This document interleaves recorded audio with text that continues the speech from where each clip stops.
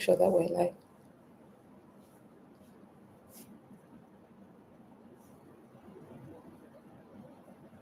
Okay.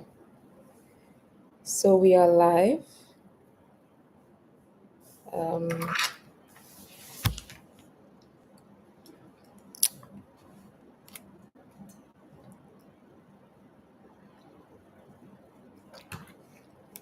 Hello, everyone. This is, you're welcome to the Conscious Living Conversation 3.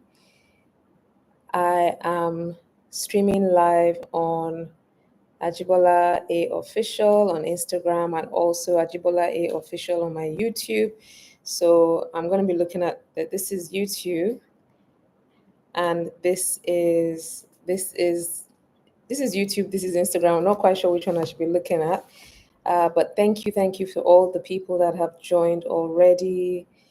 Amma, King Pharrell, Paraclete, Legal. Thank you for joining. So this is the Conscious Living series, and this is our series 3. And the conversation continues. This is our third conversation. And today we're actually going to be talking about thoughts and the power of our thoughts and the linkages of our thoughts and our life expectations. So if you're looking at me on this Instagram page, I probably won't be looking at the screen, but I'm looking here. But you know what? Before I start with what I wanted to talk about today, something really weird happened to me this morning. And I just thought that it was so bizarre that I had to share it before starting my conversation today. So today I decided to go and play tennis, and I went to play tennis at about 11 o'clock. I finished playing tennis around 12 and came back home and realized that I couldn't find my keys. I couldn't enter and get into my room. And I spent, I first called the courts and tried to look for somebody that was there to look for the keys. I got the person I played with, looked for the keys, couldn't find the keys. I looked around the house. I basically upturned my entire bag looking for the keys and I couldn't find it. So I thought to myself, okay, let me go back to the courts myself and look for the keys myself and basically track my steps as I was, getting to go back to the tennis court. And I took out my main house keys and also another key that I saw inside my bag and my Ikoyi Club card. And I went off to Ikoyi Club to try and find my keys. So I got down and started tracking my steps, looking. I was looking everywhere. I looked in the drains. I looked everywhere. I mean, it took me another like 2 hours to look for the keys. And when I got back home, I was determined that I wasn't going to get upset. I was just going to go with the flow. And I'm thinking to myself that, okay, how weird is it, but I, again, learning to know that every single thing that happens, maybe there's a learning. What am I supposed to learn from this? I try to keep calm. When I got home around 3 o'clock, so I finished playing tennis at 12. So you can imagine how long it took me to find these keys. 3 o'clock, got home after playing at 12 o'clock, 3 hours to look for the keys. And I had given up looking again all over the house. And I just said, you know what? I give up. Let me go and look for a carpenter to break down my door. Then I looked at the keys in my hands, one for the main door and one for my room. And I just thought, okay, let me, for whatever it's worth, let me try and open the door with this other key that was in my hand that looked familiar. I just wasn't quite sure what the key was. So I put the key in the keyhole, opened, turned it, and the door opened. This is after 3 hours of looking for the key. This key that I used to open the door was in my hand for 3 hours. And after 3 I opened the door and I just thought to myself, there has to be a lesson in this. So this isn't what I wanted to start this conversation with, but I just thought I will start this conversation with this particular incident this morning because it could just be that there's a reason why and somebody has to learn something from this. So I had the key in my hand all the time. This key was in my hand all the time. Yet I was looking all over for 3 hours in the hot sun. I went to the duty manager. I looked at every single drain. I looked almost at every single court. I looked. Everybody was looking for this key for me, and the key was in my hand all the time. So, few lessons that I learned from this, right? Because I had to sit down that 3 hours cannot be a waste of time. There's a reason why. So I thought to myself that, look, how many times is it that we are looking for something? We are looking for it frantically. We're expending our energy looking for what is not lost. And why was it that, because I was thinking that why this key was in my hand for 3 hours, why was it that it didn't connect? I have been using this key for going on 4 years, or well, I've been going to, that's what, going on 4 years. Now, this key, it looked familiar, but it wasn't my key.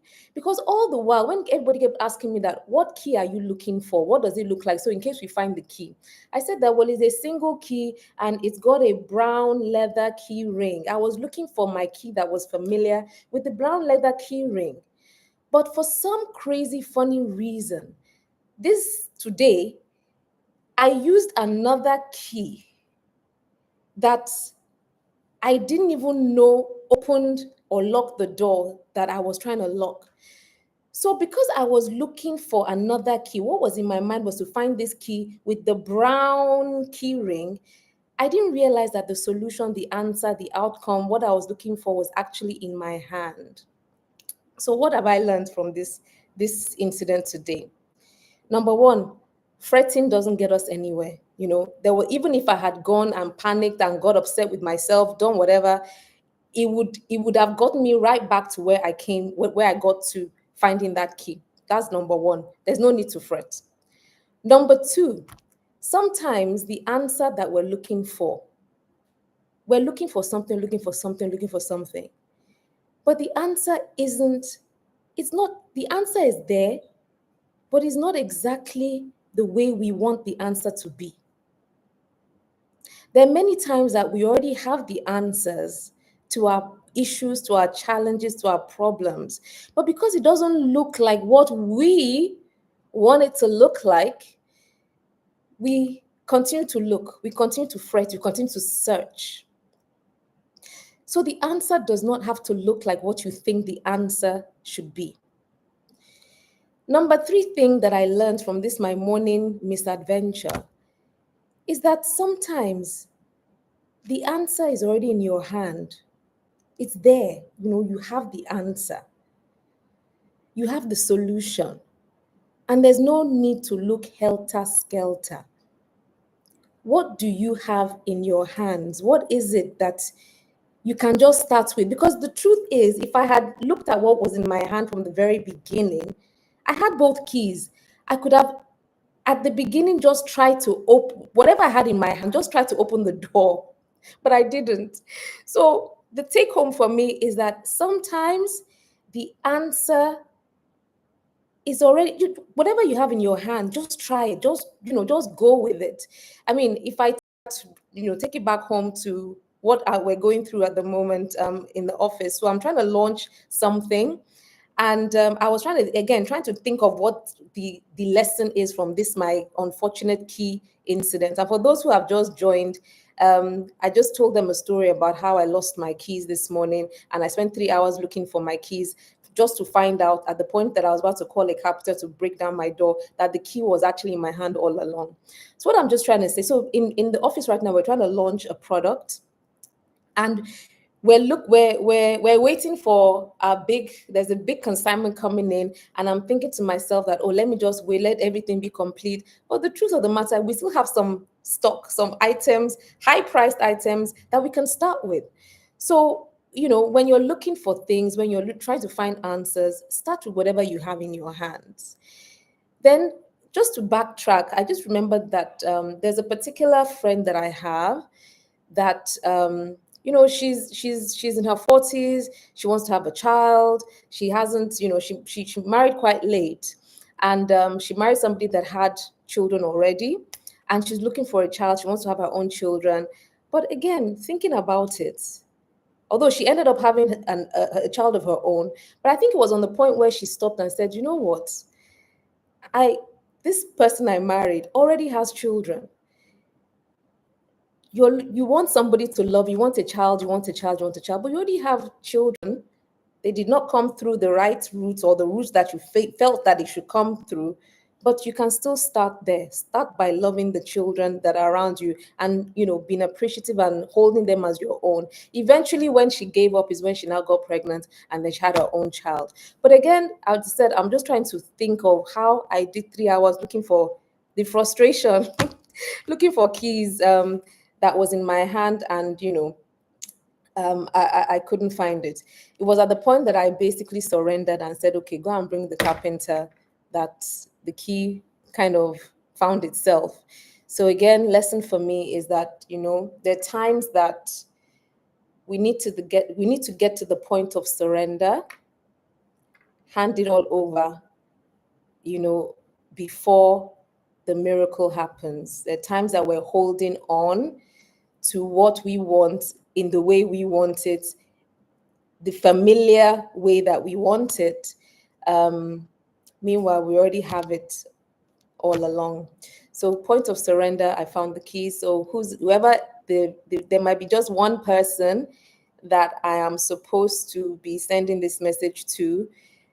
Sometimes you need to just let it go and lay it aside and put it at the foot of the cross, or just hand it over to God. And maybe it's at that point that the solution will actually happen. Yeah, Toxi GA says surrender before a miracle happens. And I can tell different stories with, I mentioned the particular woman who wanted to have a child. There's another woman actually that, like, 14, 15 years, tried to have kids. She couldn't, IVF after IVF.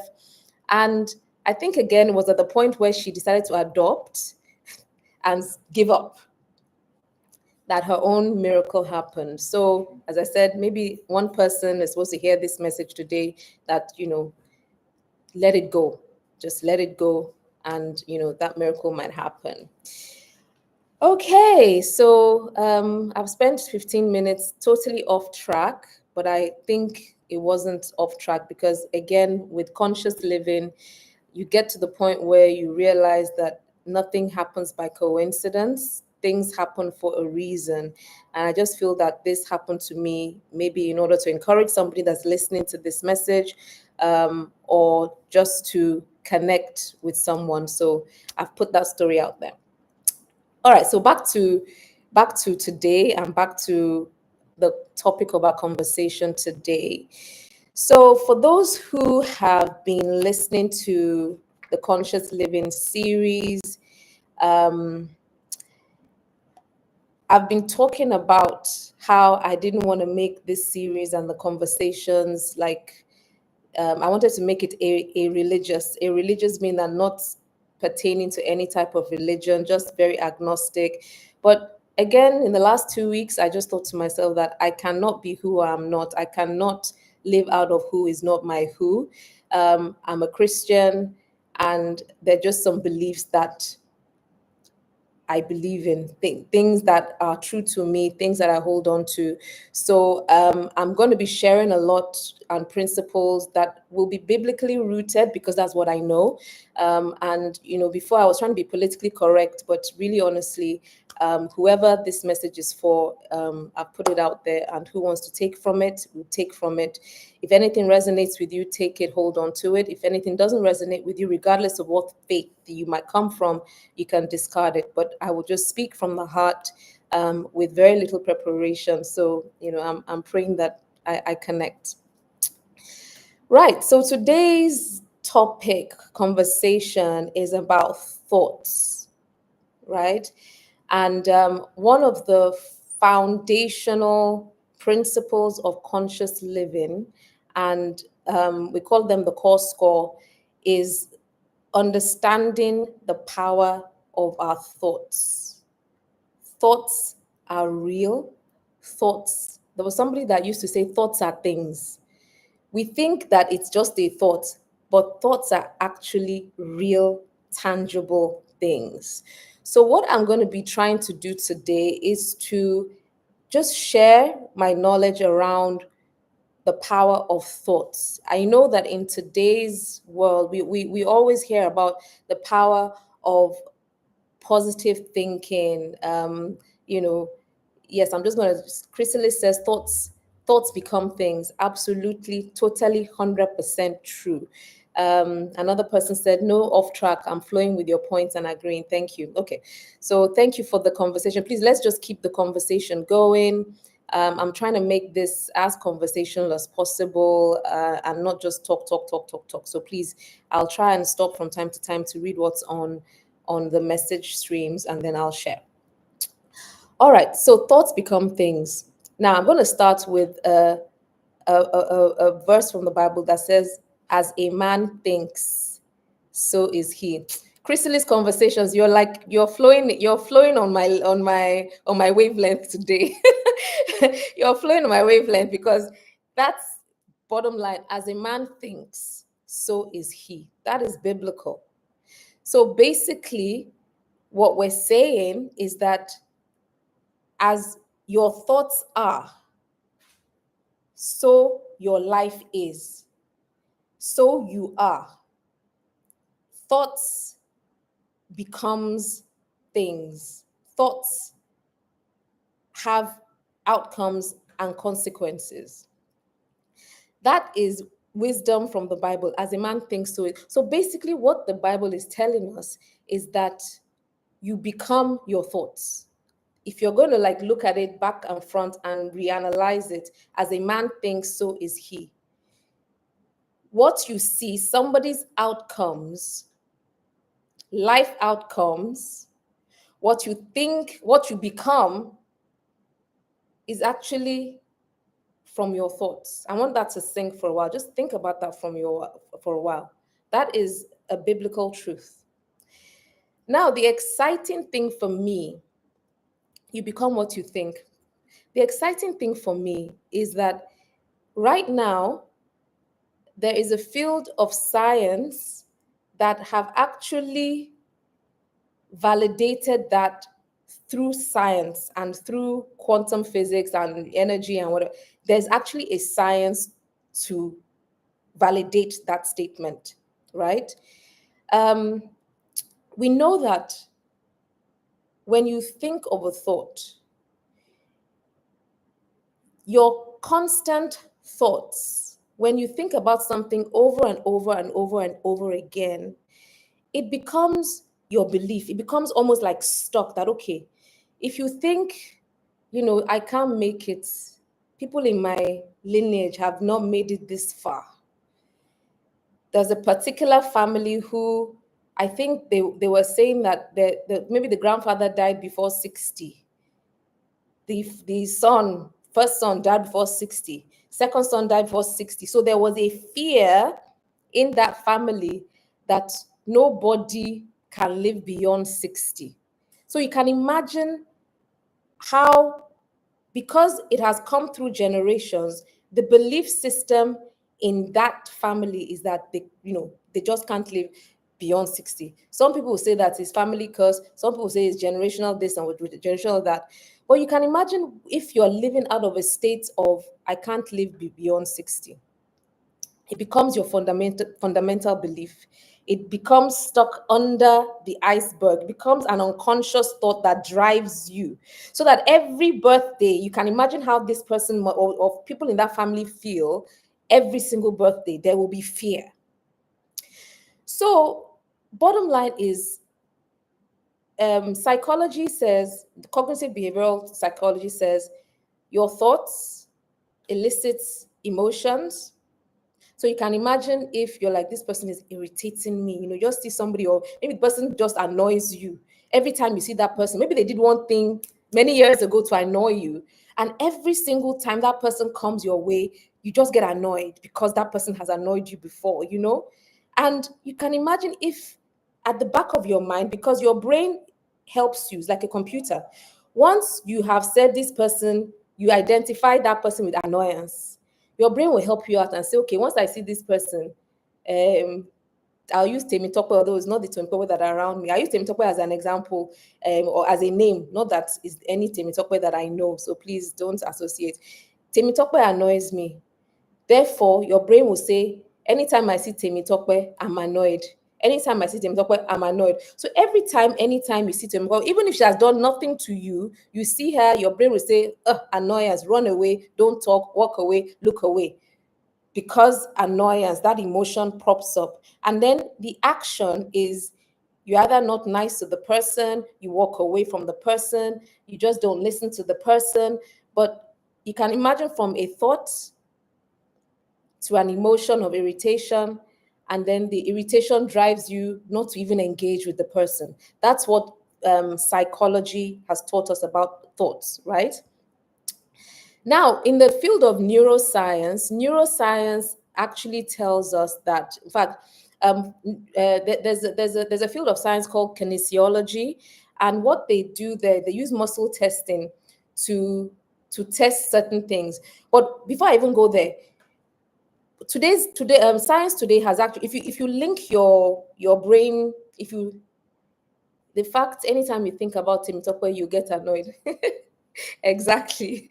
you know so when you link, they have these the neurons or whatever that they link to the brains, to measure energy and output. What they found is that every thought has an energetic consequence.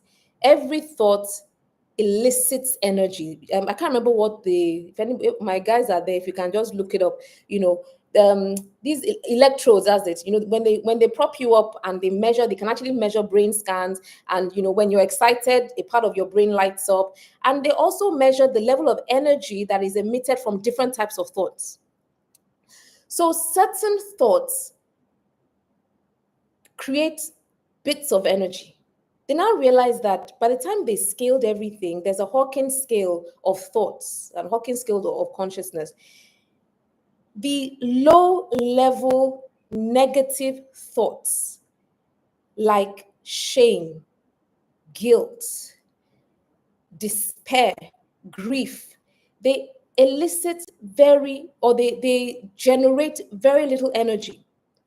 Whereas positive thoughts, and there's a whole load of negative thoughts. So from anger, I think the lowest one is shame. Shame actually has the lowest level of energy that is emitted when somebody is constantly is ashamed of something, very little energy. The next level up from shame is apathy. The next level up is guilt. So as you climb up, up, up, and up, anger, all of them are negative, very low level of energy. But when you start thinking about thoughts like love, but love apparently, that love thought feeling has the highest level of energetic output. Which for me, sometimes when I think about it and I say, oh, love conquers all, the power, the energy emitted from a human being when they're either in love or thinking loving thoughts about other people that's when we're talking about energy, is actually very powerful, right? You don't even have to say, okay, get annoyed. I'm just catching up on the chats on Instagram. So I was saying that right now there are different levels of energy and different different levels of thought and different amounts of energy that are attached to each level of thought, right? And I want us to pack that somewhere. Love is like the highest. Thoughts of peace also very high. So what science has now proven to us right now is that negative energy actually elicit very little energetic output, whereas the negative thoughts elicit very little output, whereas positive thoughts of joy, thoughts of peace, thoughts of love elicit is even an inordinate amount of energy. This is when you're talking of energy. Remember Einstein in quantum physics, he said energy, everything is energy. We emit energy. In fact, when I do the coaching classes that we do at CCC, Center for Core Coaching, we have an experiment where, just to prove that as you are right now, you're actually emitting energy. Your everything is energetic. So what we normally do, I wish I had that experiment. Maybe the next conversation I'll do it for you. If I put my hand out like this and put just a chain, a pendulum on top of my hand, the pendulum, without me moving my hand, the pendulum actually starts moving, because we are a ball of energy. We're surrounded and encapsulated in energy, right? So the next thing about conscious living, the next principle, we haven't even started talking about how to move up the level and how to move up the ladder, but I just wanted to explain some core principles. So the one we're talking about today is the fact that thoughts are things.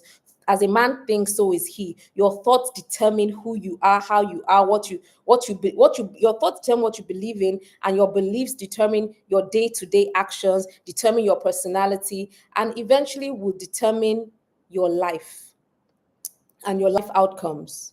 So there are times when, people have, you look at yourself, look at your situation. And there are times when I'm in coaching conversations, I ask people to think what is causing, whether we like it or not or believe it or not, whatever situation that you are in right now, it starts from your core thoughts and your core beliefs. If you interrogate your core thoughts and your core beliefs, you will get a correlation that links to whatever you're experiencing in life right now. I'll let that sink. I found this very, very, very hard to believe, because there are times that I've gone through certain situations in my life and I'm like, no, there's no way. This couldn't have been brought out from my thoughts. But the more I dig deeper, the more I search, the more I actually understand that a lot of the things that have happened to me along my journey of life, a lot of them are tied to my core beliefs, my core thoughts. And the moment I'm able to identify those core beliefs and core thoughts and switch it, different things start happening for me. I'll give you an example. So I had two coaching clients. There's a particular lady, I don't know if I've shared this in the other conversations that we've had, but there's a particular lady who came for coaching, and she had just gone through a really bitter divorce, and she thought her life was over. She didn't know where to start from. She had moved out of the home, or she had been taken out of her home. Her children were no longer with her. She didn't have a job, and she just thought, then it was like, there's no getting out of this. She kept saying, my life is over. There's nothing I can do. There's nowhere I'm going from here. And the more, and in fact, by the time we started interrogating, okay, so what's going on? What are you thinking right now? She spoke about the shame of getting through a divorce. She was a very Christianly Christian. And, they keep saying that a wise woman keeps her home, etc., etc. So she was living out of shame. There was shame. She had guilt, so many low level thoughts. And because she was stuck in you know, that mindset that there's nothing I can do, there's nowhere, where am I going to start from? I am 40 something years old. Where am I going to start looking for a job? Because she hadn't worked throughout this time for a long time. I think she gave up her work, and we just couldn't move forward with her. Because when you're in a low level, remember when we spoke about the mountain, that when you're at the bottom of the mountain, you can't see much. You can only see as far as the mountain and touching the mountain. She couldn't get herself out of where she was. She just couldn't move forward. Meanwhile, I had another client around the same time, typical similar situation. But this particular woman, her thoughts were like, okay, this has happened to me. I need to get myself out of this. I need to move forward. She was very, very persistent. When she came for her coaching, it was like, look, I need to move forward. I don't know how I'm going to get myself out of this. But basically, within 2-3 months of coaching client B, she had found a job. She had been able to get herself back on her feet. She was living life. It wasn't easy, but she was moving forward. This client A, it took her a really long time to get out of the mindset of woe is me.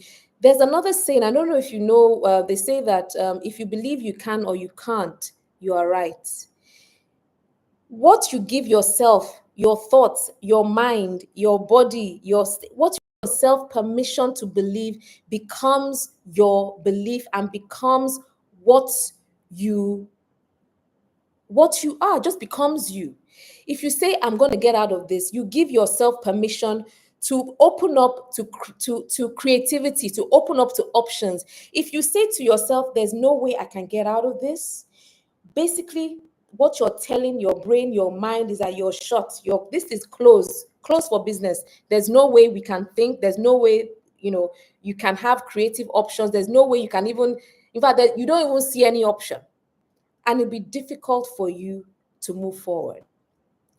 So what am I trying to say here? Number one, we need to be very, very mindful of what our thoughts are.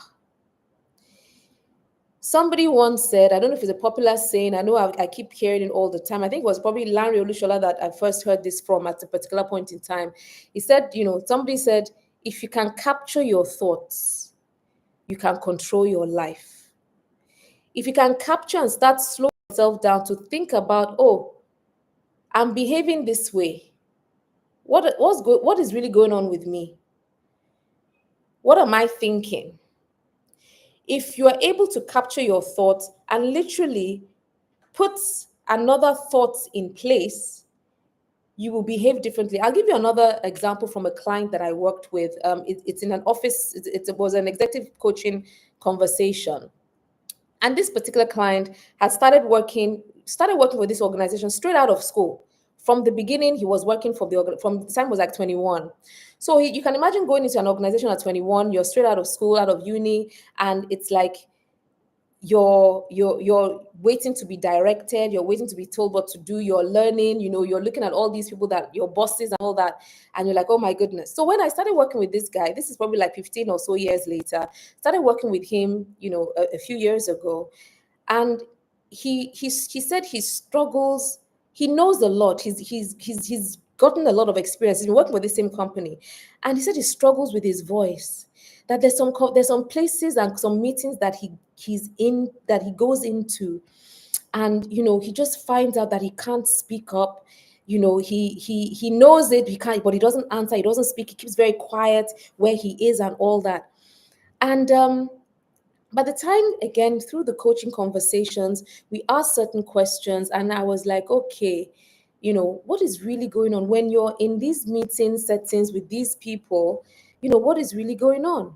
And what really happened, by the time we looked at we got to the core issue, the core energy that he was dealing with was an energy of, oh my goodness, this 21-year-old who came into this office.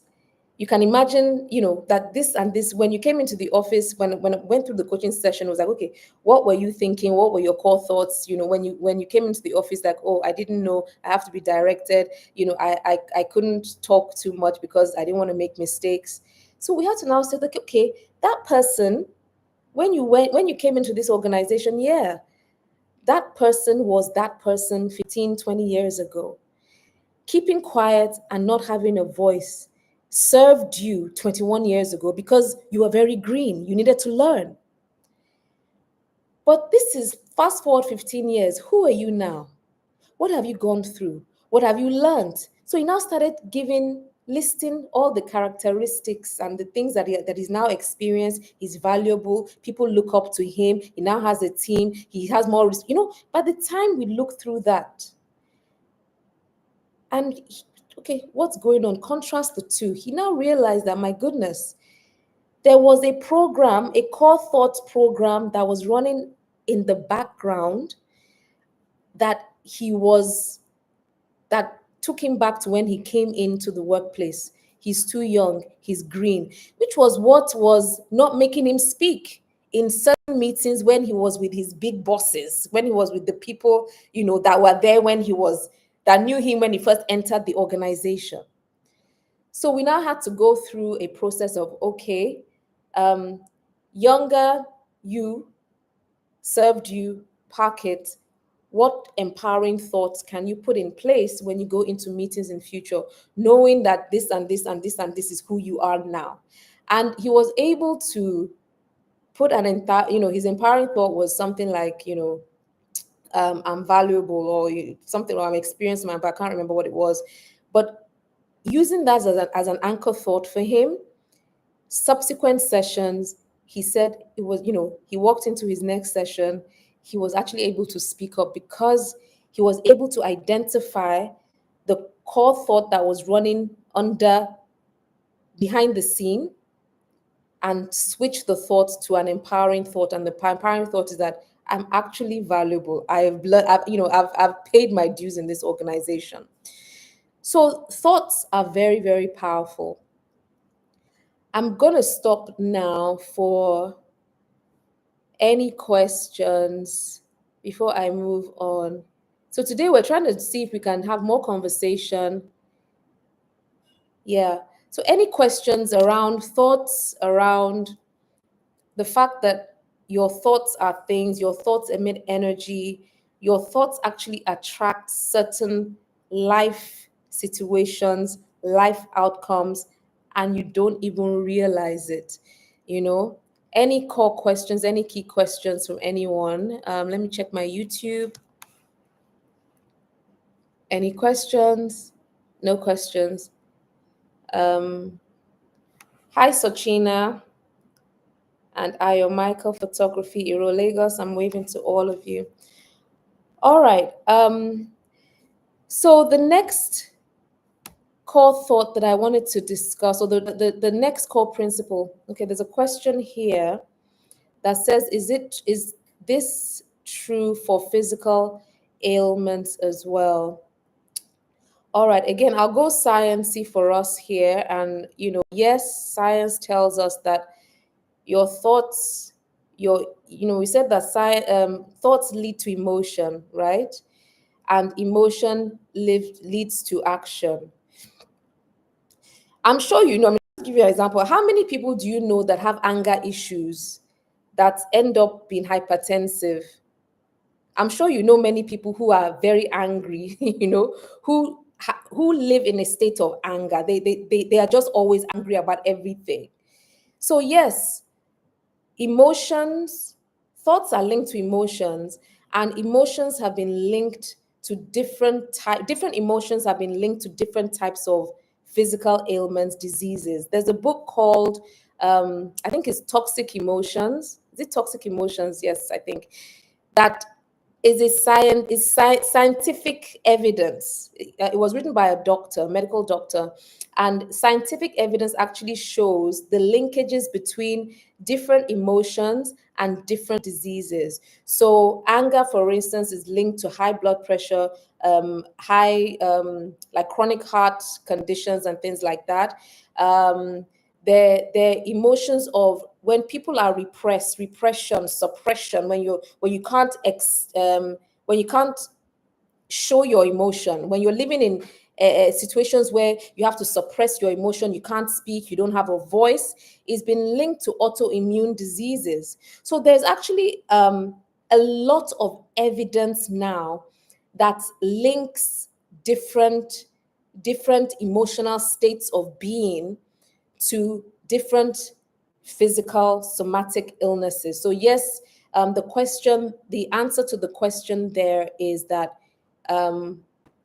thoughts do link to physical ailments. We have a doctor on the line, so maybe she can also share her own experience.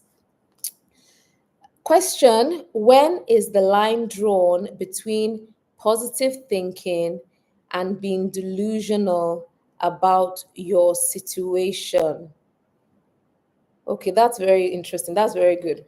So I know that right now, today, everybody keeps telling us about how positive thinking, all you have to do is the power of positive thinking, power of positive thoughts, and all that. And that once you can just have positive thinking, that I'm going to do it, I'm going to make it, I'm going to do it, I'm going to make it, it will happen. The truth is that there is no amount of positive thinking that can counter negative sets of behavior or negative thoughts that are not out in your conscious and your consciousness. So the first two conversations we had, we spoke about there's a saying by Carl Jung, who's a famous psychologist, psychiatrist, and also even quantum physicist.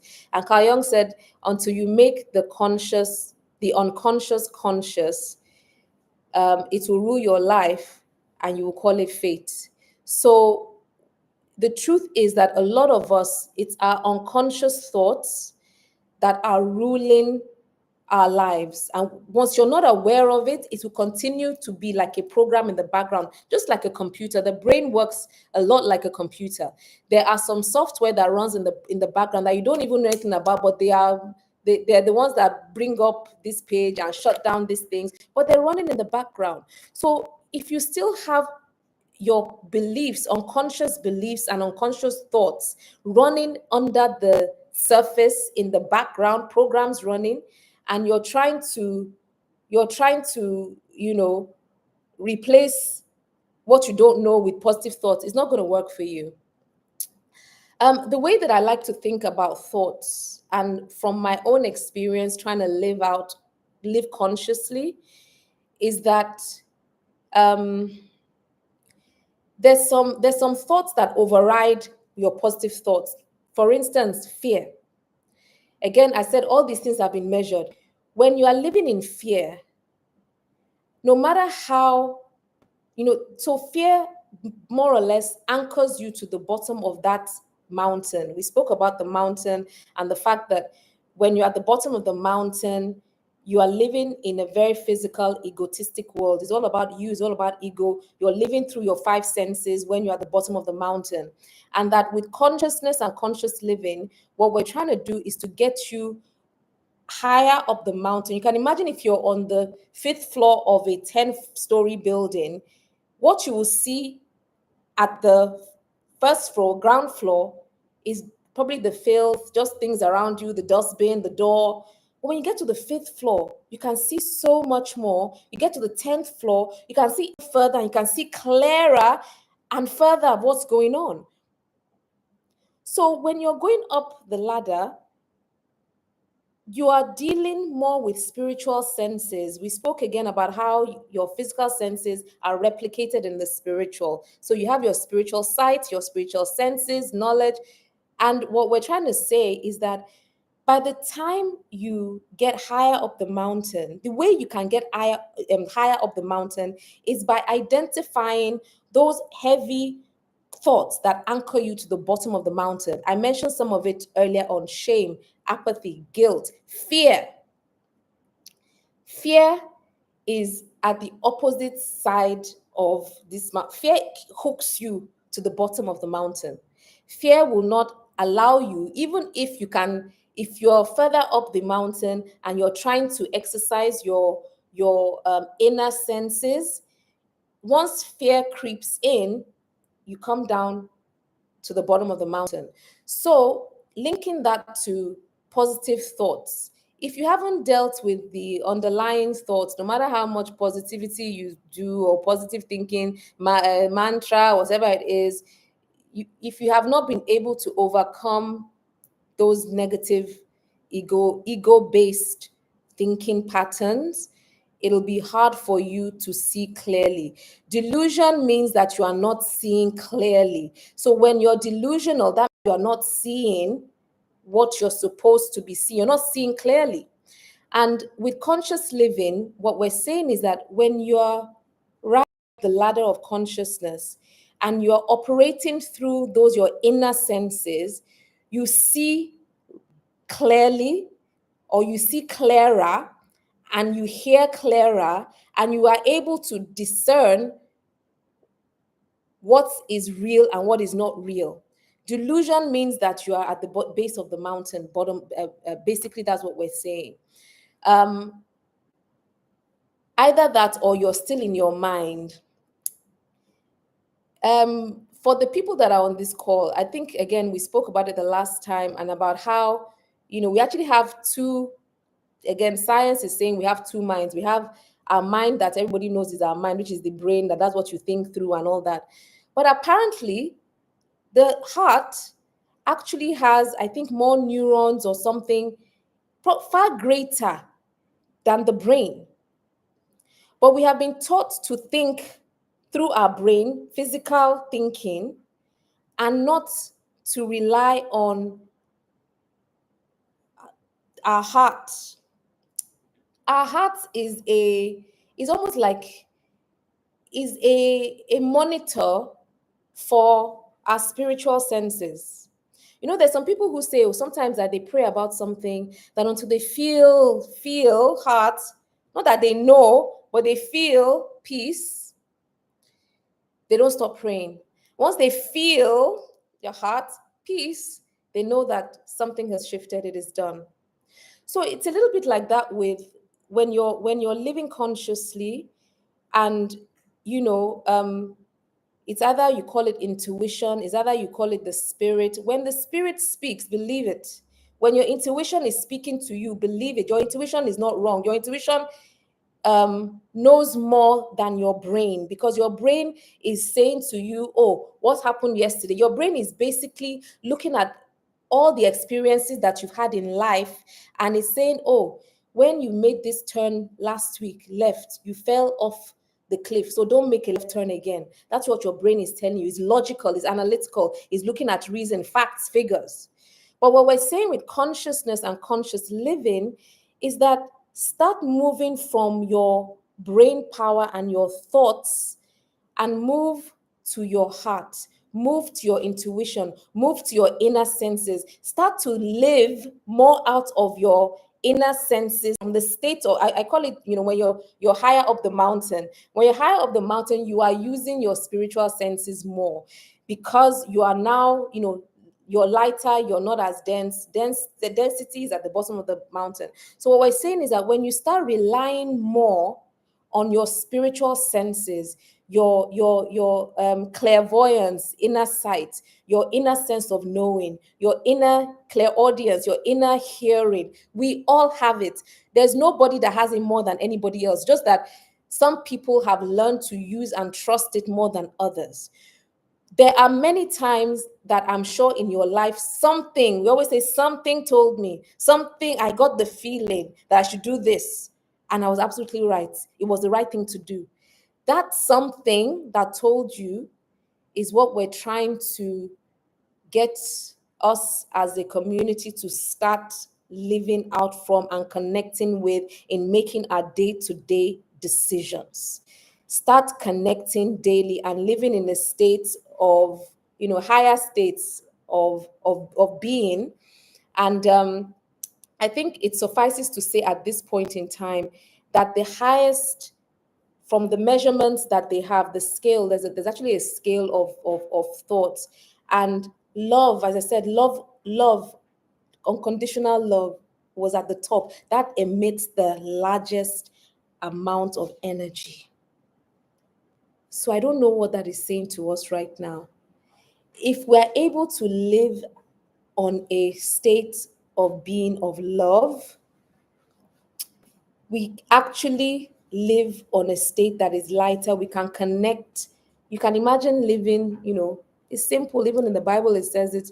Just love yourself, love other people, love God. If you can love your neighbor as yourself, if you can love God, love your neighbor as yourself, living in that state on a constant day-to-day basis, and trying to rely more on your inner senses than your physical senses, you can imagine how much easier your life would be. But you have to believe, faith, you have to believe in whatever it is that is going on at that level, higher up the mountain. So the other thing is, what do you believe in? Is it the fear based belief or the faith based beliefs? Once you're in fear, you have no faith. If you're believing and wanting and trusting something, once you start being afraid, a lot of us, we keep saying that, oh, we pray, you know, but we are praying out of fear, not out of faith, not out of belief. We we want this, and you're praying over and over and over the same prayer, same prayer. So, do you really believe that your prayer has been answered? So why? Anyway, that's another story for another day. There's a question here. Okay, yes. The book that I was looking for is called Deadly Emotions. Thanks, Tochina One, for sharing that. Deadly Emotions. If you haven't read it, please go and look for it. Please, please, please read it. It gives you the scientific links, research-based, peer-reviewed papers around different emotions and correlations with different diseases. Thank you. How do we change our thoughts? Number one is to identify what that thought is. And one of the powerful coaching questions that we ask is, what is really going on? And I know that I've annoyed many people in my office and people that I live with and people that are my friends when I'm like, what is really, really going on here? You're reacting to something. I'm like, oh no, I'm not reacting. I mean, this happens all the time in conversations, and I'm trying to talk to, and oh, I have this problem, I have this issue. What is really going on? So if you can identify your core thought when you're reacting to different situations in your life, it basically shines a light on the thoughts, brings it from the dark to the open, brings it from sub-unconscious level to the open. So you can now start saying that, oh, okay, this is what's going through my mind when I'm reacting this way. I'm going to consciously replace this negative thought with a positive thought. Just by the time you do, it's a your brain forms neural path. Your thoughts for created repeated thoughts. When you think the same thing over and over again, it's almost like you can imagine a tire, a car driving down a road every single day, every single day, every single day. It forms neural pathways or grooves in the road. You can literally see how a car has gone off that road, or you can imagine a mud road, and you know the tracks on the road.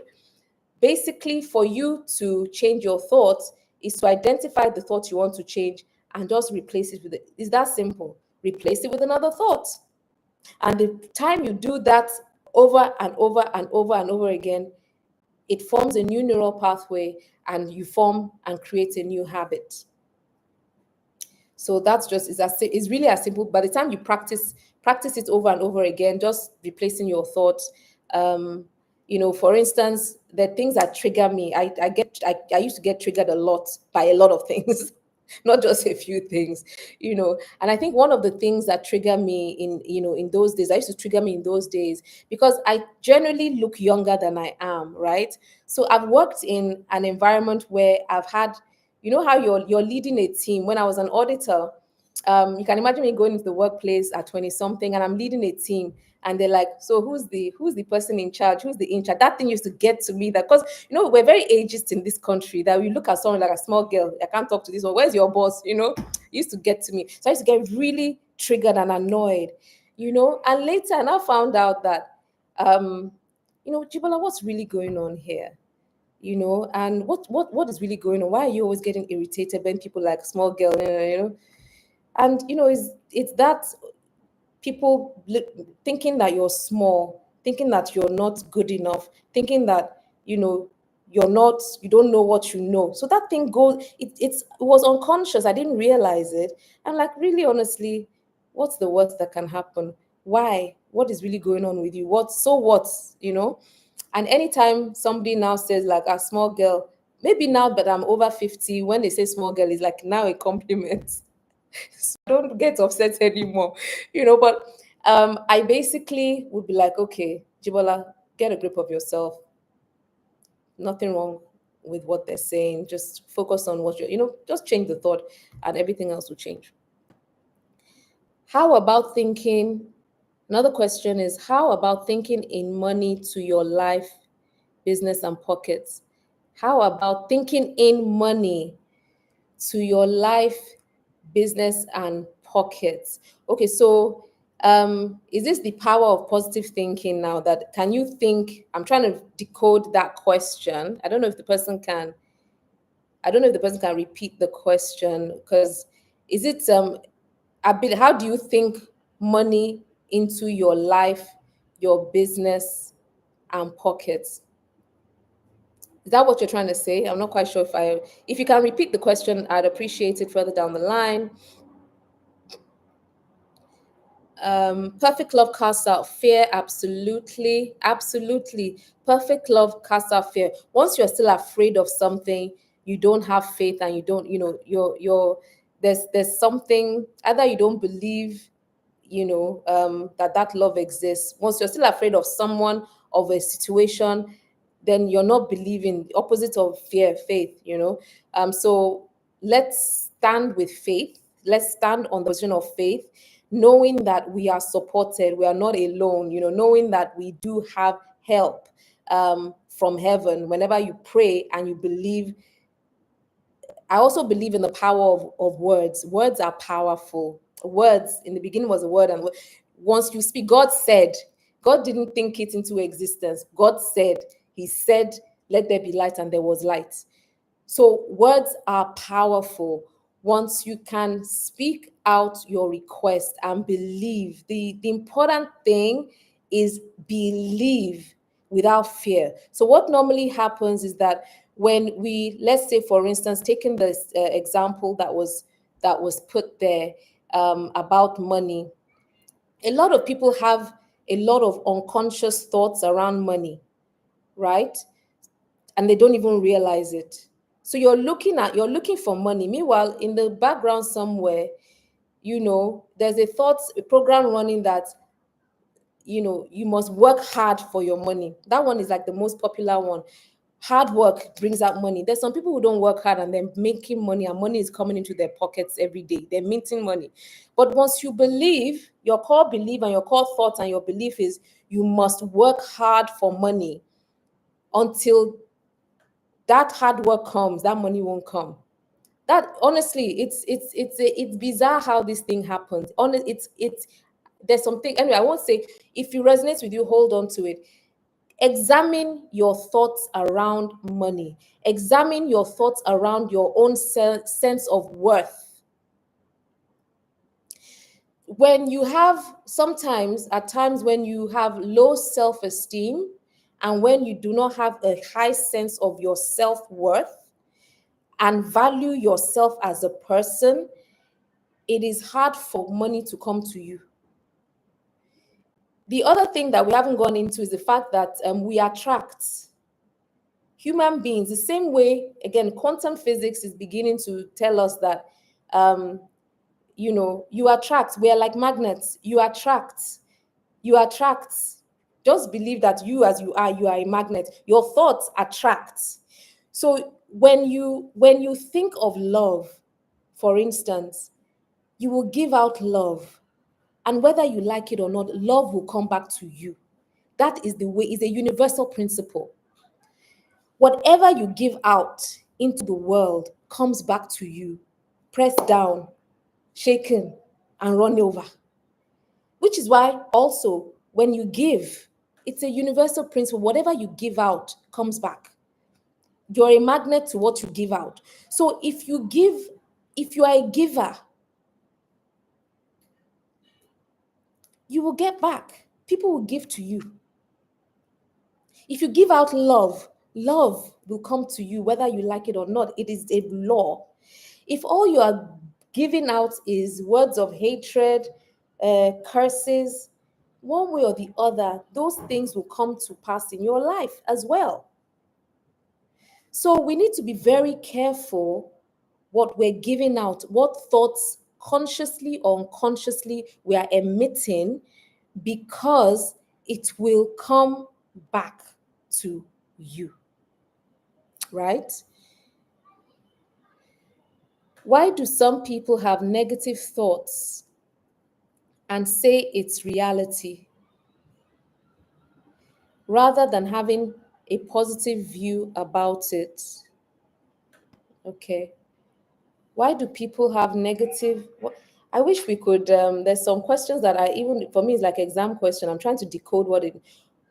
Why do people? Why do some people have negative thoughts and say it's reality rather than having a positive view about it? Okay, so I'm not quite sure I understand that question, but what I will try to decode from that question is that when you have negative thoughts become your reality, which is what we've been talking about in this conversation, that your thoughts become you. As a man thinks, so is he. Whatever you put out there will come back to you. Be cautious of the fact that you are a magnet to things that are around you. So if you have negative thoughts, somehow negativity just you become attraction to negativity. That is what. So I mean, I know that the times that, for instance, you wake up in a bad mood, you're like, oh God, you just wake up, you're in a bad mood when you wake up, and you just find out that everything that can go wrong that day goes wrong, you know, because you're like, oh, what a day, another day, oh. And before you know it, your day is reflecting what your thoughts are. There's also something that's, I think it was Job that, what I feared most has come upon me. If you realize as well that the thing that we are most afraid of, the things that scare us and we are really afraid of, if you're afraid of being poor, for instance, somehow that is what will come, because that is your predominant thought. What you're giving out, the level of energy you're giving out, is the fear of poverty. That is what you get back, what you give out. So the positive view of life for me, and what I'm trying to do with life right now, that whatever situation, whatever circumstance that comes my way, I'm trying to say that, okay, what can I learn from this? Remember the first conversation we had, life is a journey, and every journey, every circumstance, every situation, every issue is for you to learn something from. And if you have not learned from that situation, you will put and find yourself in another similar situation. And until you have learned your lesson on this, your journey called life, those similar things will continue to be happening to you. So, what I want us to do today is to think about the themes that have been happening in our lives. What themes have run through your life? Recurring situations, challenges, negative situations that come in your way. And can you see a thread that is running through it? If you can, sit down, be still, and try and get the connection through the different occurrences that seem similar. That means you have not learned your lesson. There is something that God, your spirit, wants you to learn from that situation that you just have not learned yet. And try and find out what that lesson is. There's a life lesson from that. If you're jumping from relationship to the relationship and seeing the same type of people, just different names, different faces, there's something you're supposed to learn, maybe about yourself, about your sense of self-worth, about your sense of, maybe your sense of empowerment. I don't know what it is, but there is a lesson in every single situation that you find yourself in. Okay. So, yes, what I try and do right now is, this situation has happened. I don't look at situations as bad, negative, or positive anymore. Even if something as bad has happened to me, I'm like, okay, Jibola, there's a lesson. Because for me, I believe that my steps are ordered. And if after praying in the morning, this happens to me, that means that God wants me to learn something from it. So I get nudges along the way. And it's like, okay, so what are you learning from this situation? What is the what does my soul want me to learn from this situation? Okay, Jibola, you need to be humble. You need to, okay, I've learned it. Thank you very much. I move on. So I try nowadays not as Even when my kid went missing 3 hours today, my Jibola self, I would have even probably started crying out. Okay, what am I supposed to learn from this? Life happens. It is what it is, right? So life happens. It is what it is. So learn to shift. So we fall into negative emotions often because life happens to all of us. You see somebody in front of you, they block you, maybe you're driving, yeah, you get upset. But I think the important lesson for me from this conversation, as a man thinks so is learn to capture your thoughts. Anytime you start noticing your emotion is off balance, we are supposed to live in a state of balance, peace, homeostasis. And once you're off kill, important thing from this thoughts conversation is to realize that, okay, I'm off kill. What is really going on here? Shift your thoughts to a more positive thought, to a more empowering thought, to a thought that will serve you and keep you at the top of the mountain. Because once you start anger, you're back at the base of the mountain. So conscious living is trying to get us to elevate our states and try and live on a higher point on the mountain so that we're more connected to our spiritual senses, our inner senses, and we're seeing clearly. Because you see clearly, you can make the right decisions. You're not in delusion. Delusion, you cannot see. Once you're high up the mountain and you're trusting, you're believing, you can see clearly and make the right decisions. Another question, is it as easy as you are saying? It is as easy as you having faith. So, this is what conscious living also teaches us. Conscious living says that if you, let's say, desire a change in your situation, your circumstance, and you examine any unconscious thoughts, you can get some support, a coach to help you with this. Examine, or if you're in a situation you don't like, you're in a situation that's acrimonious, you're in a situation that there's just fights around you, you're just not at peace, fully at peace. Not a situation where you think you're at peace, you have been able to cope in that situation and you'll be able to give yourself a certain level of peace, but deep inside you're not at peace. Once you are able to identify what is really going on, what is unconscious driver of that state, and bring it out into the open, and now put yourself out there and say, okay, this is what I really want to happen. This is what I want. We keep saying that people know what they don't want, and very few people, think about it, know what they actually do want.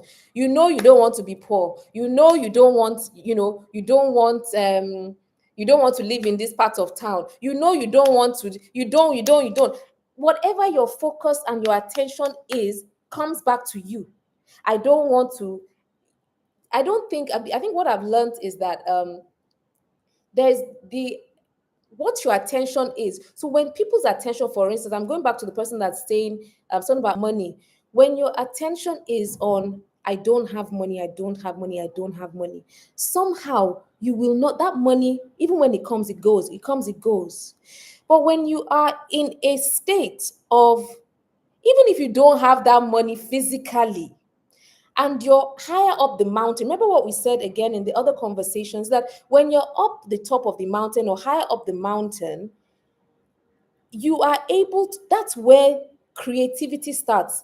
Your creation doesn't start in the physical. By the time it's in the physical, it's already been done up there. By the time something is manifesting, the decision, the action, the authorization, the approval has already happened higher up the mountain. It is this, is your state, is your spiritual inner world that actually controls your outer reality.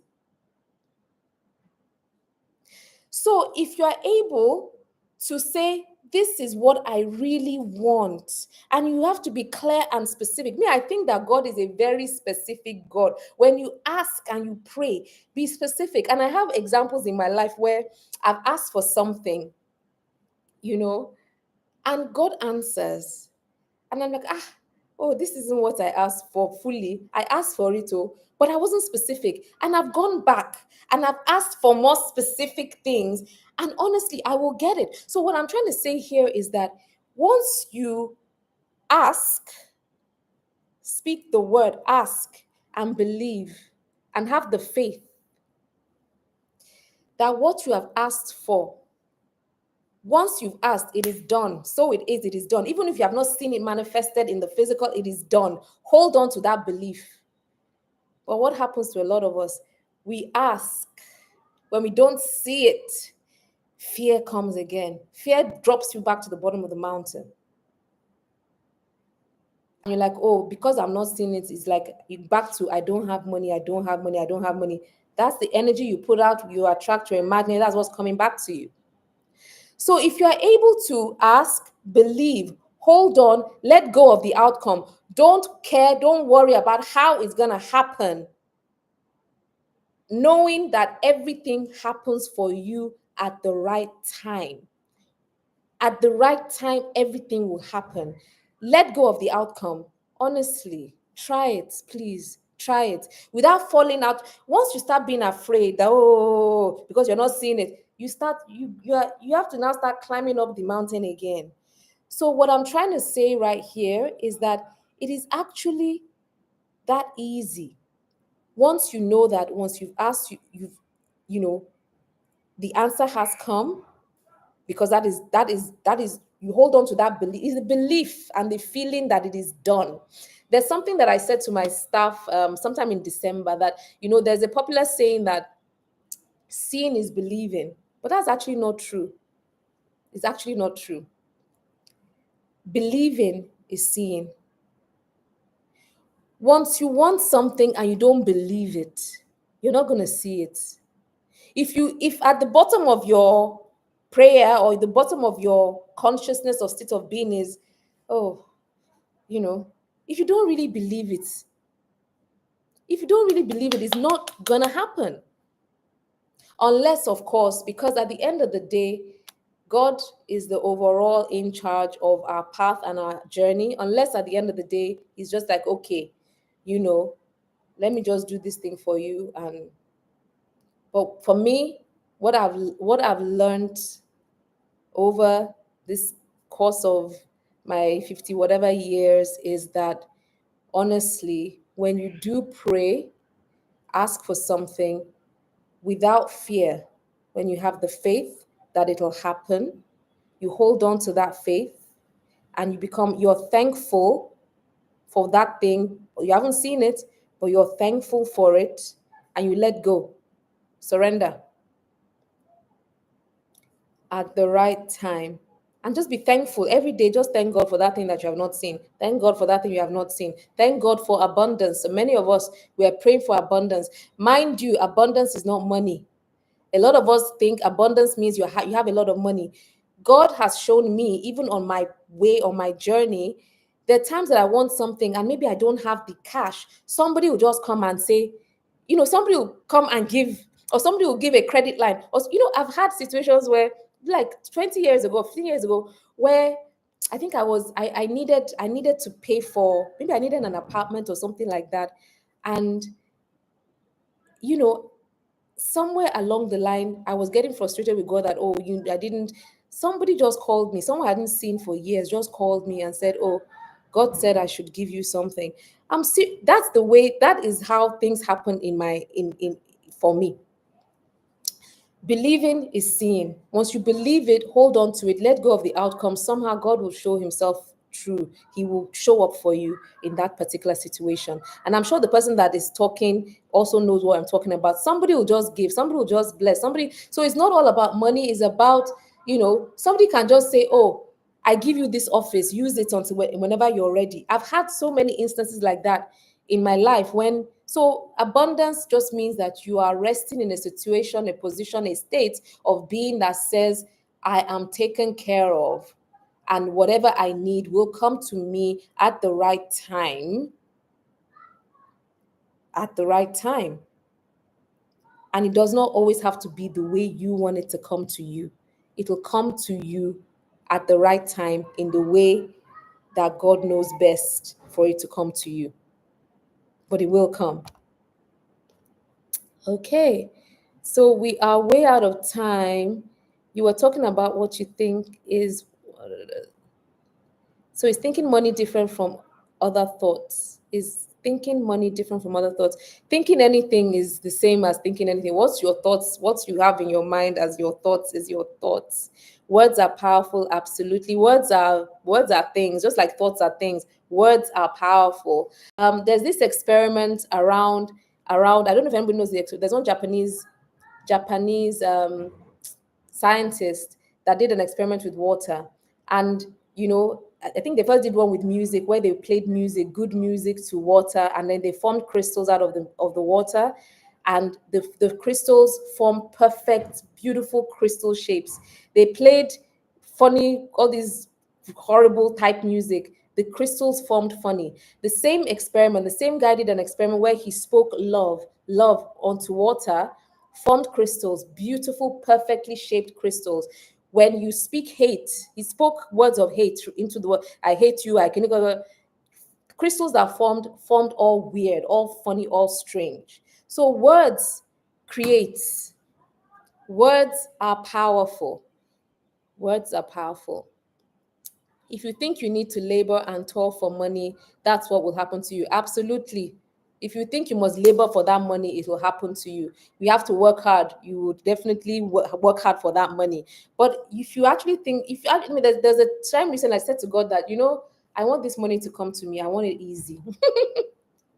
I'm still waiting for the outcome of that prayer. But I know that I'm not as harried about, just I'm taking things a lot calmer, chill. And it comes back in multiples, absolutely. Spiritual, motivational, moral. I don't know what that means. Um, okay, so what I'm going to do is I'm going to take, there's so many questions that I haven't taken. So I'm going to take these questions offline. How does gratitude fit into context of conscious living? Let me ask this last question. Let me just answer this question. Where and how does gratitude work in the context of conscious living? So gratitude, and I'll use this for the next conversation. Gratitude is very, very important in conscious living. I think I said earlier on that believing is seeing. When you pray for something or you want something, um, and gratitude elicits a feeling that it's already done. When you're grateful for that thing, that feeling of thankfulness, it's done, I'm settled, I'm where I'm supposed to be, it brings back any emotion, any state that you are in will come back to you. So if you are grateful for the little things, you'll have more things to become grateful about. Life will show you, attract, give you more things to be grateful about. That is actually a universal principle. Whatever you sow, you reap. Universal is in the Bible, but it's actually a universal principle. You cannot sow bananas and reap oranges. If you sow good, you get back good. If you sow bad, you get back. And the thing is, many people will get it back, but they don't see the connection. They don't see it connecting to what they did or what they said. But if you're in a state of gratitude, you'll always have something to be grateful for. So I think that is a perfect place to bring this conversation to an end. So I'm going to show gratitude and say thank you to every single person that has been on this call. I hope you got something different or something new. And I hope you're able to put something into play in the next week or two. And please let me know how it goes for you. Really, honestly, test me on this. Go out there and test me on this thing and let me know how life responds to you and responds to the different states of being that you choose to be on. So thank you very much. Until next time, see you. Bye.